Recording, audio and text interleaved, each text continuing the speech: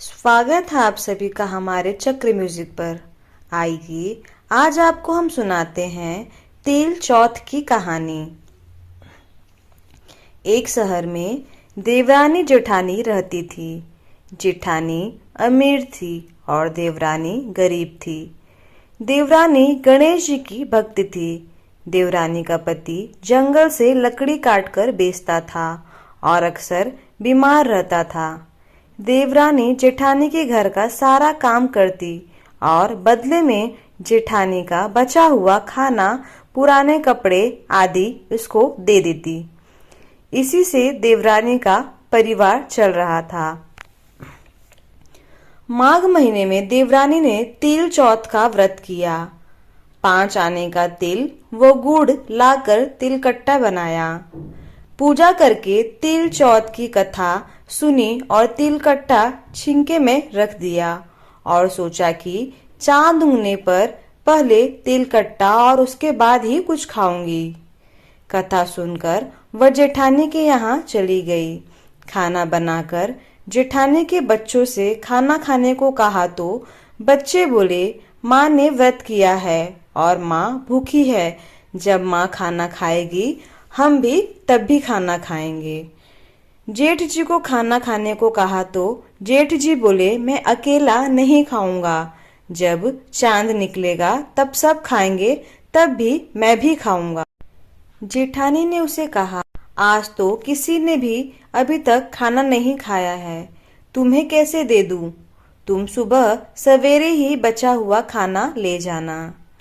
देवरानी के घर पति बच्चे सब आस लगाए बैठे थे कि आज तो त्योहार है, इसलिए कुछ पकवान आदि खाने को मिलेगा। परंतु जब बच्चों को पता चला कि आज तो रोटी भी नहीं मिलेगी तो बच्चे रोने लगे। उसके बाद पति को भी बहुत गुस्सा आया। कहने लगा, सारा दिन काम करने के बाद भी 2 रोटी नहीं ला सकती तो काम क्यों करती हो? पति ने गुस्से में आकर पत्नी को धोने से मारा। धोना हाथ से छूट गया तो पाटे से मारा। वह बेचारी गणेश जी को याद करती हुई रोते रोते पानी पीकर सो गई। उस दिन गणेश जी देवरानी के सपने में आए और कहने लगे, धोने मारी पाटे मारी, सो रही है या जग रही हो? वह बोली, कुछ सो रही हूँ, कुछ जाग रही हूँ। गणेश जी बोले, भूख लगी है, कुछ खाने को दे। देवरानी बोली, क्या दूँ? मेरे घर में तो अन्न का एक दाना भी नहीं है। जेठानी बचा खुचा खाना देती थी, आज वह भी नहीं मिला। पूजा का बचा हुआ तिलकट्टा छिंके में पड़ा है, वही खा लो। तिलकुट्टा खाने के बाद गणेश जी बोले, धुवने मारी पाटे मारी, नीम टाई लगी है, कहाँ निपटे? वह बोली, यह पड़ा घर, जहाँ इच्छा हो वहाँ निपट लो। फिर गणेश जी बच्चे की तरह बोले, अब कहाँ पोछूं? नींद में मग्न अब देवरानी को बहुत गुस्सा आया कि कब से तंग किए जा रहे हो।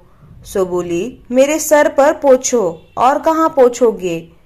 सुबह जब देवरानी उठी तो यह देखकर हैरान रह गई कि पूरा घर हीरे मोती से जगमगा रहा है।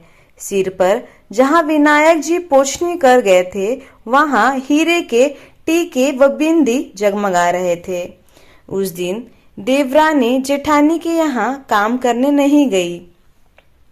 बड़ी देर तक राह देखने के बाद जेठानी ने बच्चों को देवरानी को बुलाने भेजा। जेठानी ने सोचा, कल खाना नहीं दिया इसलिए शायद देवरानी बुरा मान गई है। बच्चे बुलाने गए और बोले, चाची चलो, माँ ने बुलाया है, सारा काम पड़ा है। देवरानी ने जवाब दिया, अब उसकी जरूरत नहीं है, घर में सब भरपूर है गणेश जी के आशीष से। बच्चों ने घर जाकर माँ को बताया कि चाची का तो पूरा घर हीरे मोतियों से जगमगा रहा है। जेठानी दौड़ती हुई देवरानी के पास आई और पूछा कि यह सब कैसे हुआ।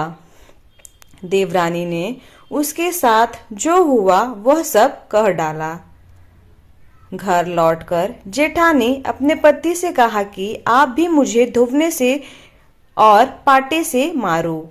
उसका पति बोला कि भली मानस, मैंने कभी तुम पर हाथ भी नहीं उठाया, मैं तुम्हें धुवने और पाटे से कैसे मार सकता हूँ।